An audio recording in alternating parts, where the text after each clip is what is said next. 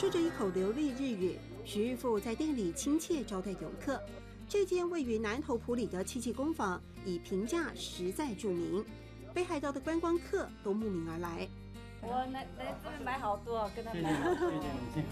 你也从日本来，对呀。能广获日本客喜好，不是没有原因。这些精致的作品涂的漆，全部取自徐玉富自家栽种的漆树，讲究天然，工序繁复，还有传承3代的坚持。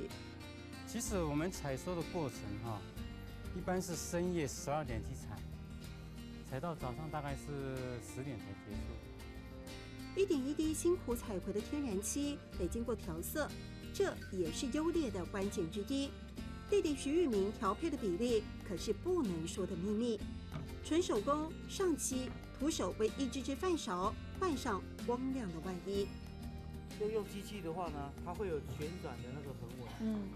用手的话就不会有这个纹纹。但是这个东西这样做起来是很高级的。但还是要走平民化市场，从日常用品着手，更能推广入家庭。提供 DIY 是要机会教育民众用真正好的东西。所以我们一直把它当成一个生活化的东西。艺术本来就是一种生活。你跳对吗？你问我会不会吗？对。样啊，不会，我不会。虽然看起来不是很难，对不对？对。所以如果人家问你，跳 demo， 你会不会？现在的我不会。样啊，不会。家传漆业交棒到徐家第4代，加入年轻巧思，一笔一笔凸显天然漆的新价值。